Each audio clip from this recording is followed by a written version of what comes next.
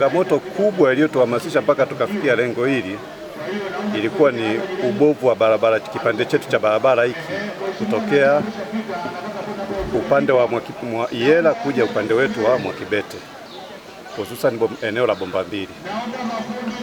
Mzunguko ambao tulikuwa tukizunguka kwenye hii barabara ulikuwa ni mrefu ukilinganisha na kipande hiki hapa kwenda kutokea Magufuli. Kwa hiyo tulihamasishana wadau wachache. Katika kuhamasishana tukapata wazo tukutane, ndipo tarehe 1 mwezi wa pili tukakutana wadau wachache, tukawekana sawa, ndipo na michango ilipoanzia hapo hapo. Siku iliyofuata hatukulala hapo hapo, tukaanza na ujenzi hapo hapo siku iliyofuata. Barabara ilikuwa kwa msimu kwa mwaka huu barabara ilikuwa haipitiki kabisa hapa.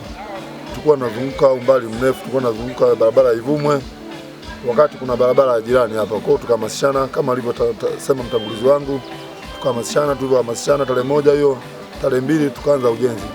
Kila mmoja alikuwa anatoa kadiri ya kipato alichonacho. Mtu ana mfuko wa simenti analeta, ana tip moja ya mawe analeta. Kwa hiyo ndio vimetusaidia mpaka kufika hapa. Kabla ujenzi hali ilikuwa ni mbaya, barabara ilikuwa ni mbovu sana. Ile ambayo ya kuzunguka inakaribia kilomita 4 ambayo ni mbovu zaidi. Tena afadhali tena ya huko. Kwa sababu kule watu walikuwa wanapita na bajaji, muda fulani kwa bajaji zimekwama kwenye madimbi, watu wanaloa kwenye maji. Kwa hiyo kulikuwa na changamoto kubwa. Katika mtaa wetu wa Bomba Mbili, katika changamoto kubwa ambazo tunazo, basi mojawapo ni miundombinu ya barabara.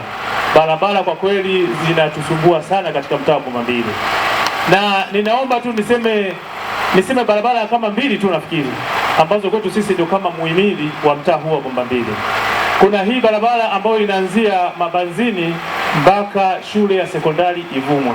Ni kitu cha tofauti sana kwenye jamii zetu hasa za sasa, kuona wananchi wanajitoa kama ulivyoona kuchangia maendeleo, hawasubiri serikali. Serikali kama inakuja basi wakute wao wameshaanza safari. Kwa kweli tunawashukuru sana sana sana, hawajaanza leo, ni muda mrefu. Kwenye michango ya maendeleo mingine wapo, kwenye michango ya maendeleo kama ya barabara wapo. Kwa Mheshimiwa Mbunge, kipekee ninawashukuruni sana wananchi wa mtaa wa Bomba Mbili na hasa wadau wetu. Sitawataja kwa majina lakini tunafahamiana, maana tuko wote ofisini, tuko wote kwenye mitaa hii. Kwa kweli nawashukuruni sana. Na ikikupendeza Mheshimiwa Mbunge, hata huko serikalini, kwa nini wamefikia hatua hii? Tumewahi kwenda na viongozi wangu wa mtaa, na wachama, tukawaita watu wa TARURA. Zimekuwa ni ahadi nyingi za miaka yote.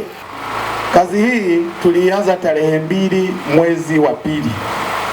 Ilianza kama wazo kwa baadhi ya ndugu zetu, kisha tukafanya kikao mahali hapa cha tathmini ya gharama ya ujenzi tukiwa na fundi wetu, na hatimaye tukakubaliana kuanza michango ya kununua vifaa ambavyo tumetumia kuifanya kazi hii.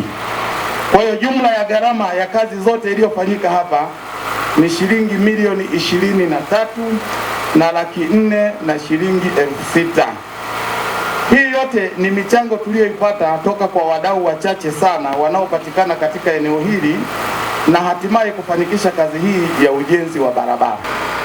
Mahitaji yaliyobakia Mheshimiwa Tulia kwa sasa kwenye barabara upande wa pili, mawe tumebakiwa na tripu 9 ambayo inagharimu milioni 1,80,000.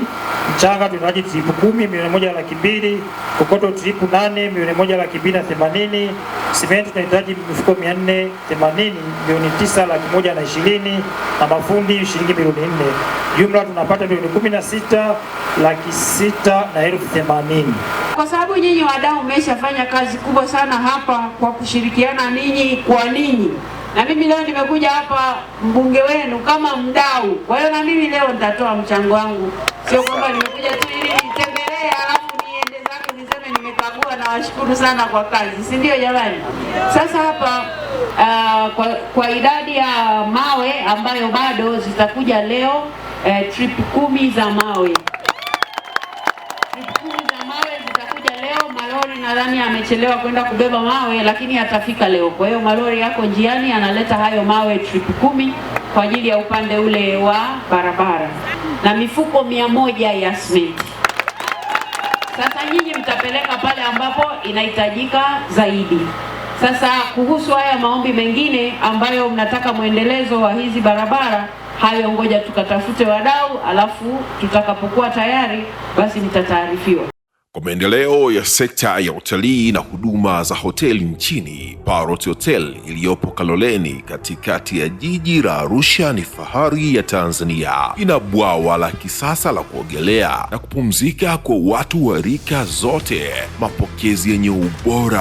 Hapa utapata kahawa safi na vinywaji baridi vya kila aina, lifti za kisasa za kupeleka kwenye floor 13 zenye vyumba zaidi ya 100, vyumba vya kulala vyenye mazingira salama na tulivu, vyenye joto la upendo na baridi ya starehe, kumbi za mikutano zenye vifaa vya kisasa, mazungumzo ya kitaifa na kimataifa, sehemu nadhifu ya chakula yenye kuleta hamu, vyakula vyenye viwango vya ubora wa afya. Baada ya uchovu wa kutwa nzima, kuna baa ya kipekee kwa jioni yako ya kukumbukwa. Karibu Parrot Hotel kuonja ladha mpya ya maisha.